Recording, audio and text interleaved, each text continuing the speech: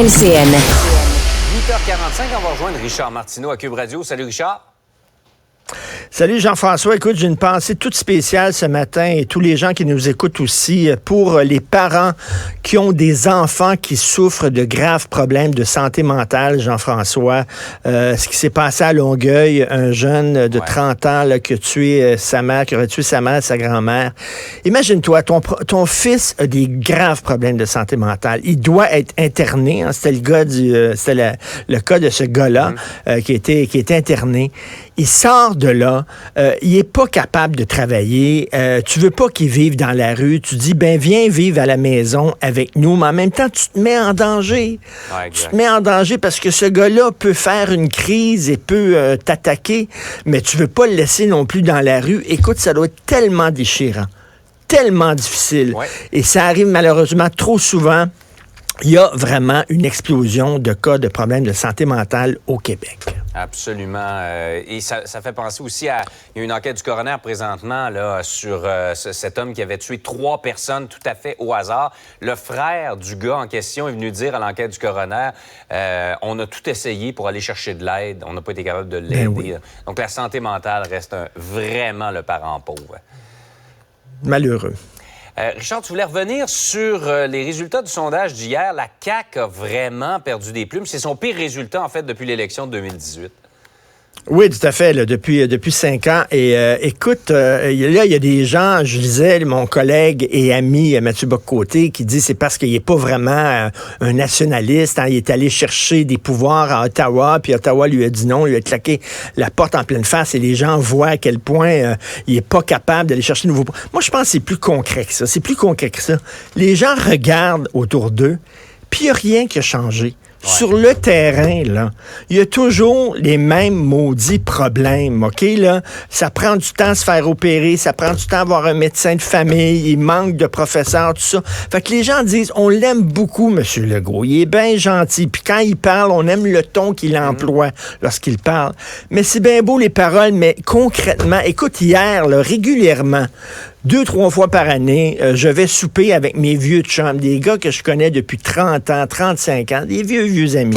Et là, on était hier dans un restaurant, puis les gens disent, tabarnouche que ça va mal au Québec. Ça va mal partout. Ça va mal dans le transport, ça va mal dans l'éducation, ça va mal dans le système de justice, ça va mal dans le système de santé. Et les gens voient, c'est bien beau parler. Peut-être que 5 ans, c'est pas suffisant pour régler ces problèmes-là. Ce sont des très gros problèmes. Ouais. Et en même temps, je veux pas nécessairement défendre la CAQ, mais je lis beaucoup les journaux internationaux. Ces problèmes-là, là, on les voit en France, on les voit en Angleterre, on les voit en Europe, on les voit aux États-Unis. C'est les problèmes de démographie. Les gens vieillissent, donc ils ont plus de bobos, donc pression sur le système de santé, moins de travailleurs, etc. C'est partout. Ça craque de tout bord. Je peux te dire que c'est une époque où c'est très difficile d'être politicien. Parce que c'est des problèmes énormes. Et on te demande quasiment de te mettre dans le plein milieu du fleuve, les bras en croix, pour essayer d'arrêter le courant. Là. C'est ça. Là. C'est assez difficile. Donc, je pense que les gens disent, regarde, on va encore voter pour vous, M. Legault, mais là, on veut des changements concrets sur le terrain parce qu'on les voit pas. On veut des résultats.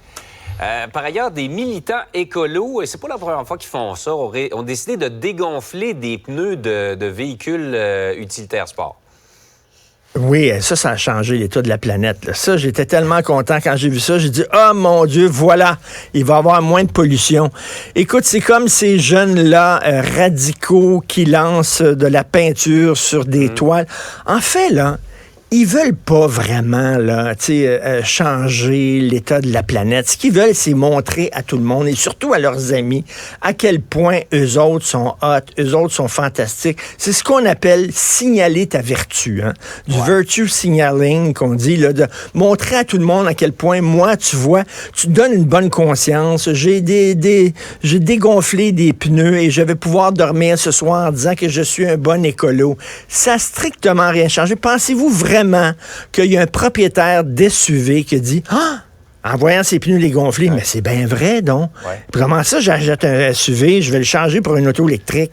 Strictement rien, ça ne fait rien. En fait, ces gens-là, finalement, ils sont contre leur cause, en fait. C'est pas une bonne image pour leur cause, absolument pas. Ça donne strictement rien, mais de plus en plus, on est là-dedans, dans l'apparence, dans le dire, regardez comment on a de la vertu, nous autres, et pas vraiment dans l'efficacité. Si l'environnement te tient vraiment à cœur, milite au sein d'un parti politique, essaie de changer leur vision sur l'environnement, de faire avancer ta cause au sein du parti pour qu'après ça, il y a des lois concrètes qui soient adoptées et qu'il y ait un changement concret et pas ce genre de petite affaire. Pas dégonfler des pneus, effectivement. Ben, ça donne strictement rien. Hey, Richard, passe une excellente journée. Merci. Bonne. Vous venez de vous connecter en direct sur Cube Radio? Pas de stress. Tout est disponible en balado sur l'application Cube ou sur le site cube.ca.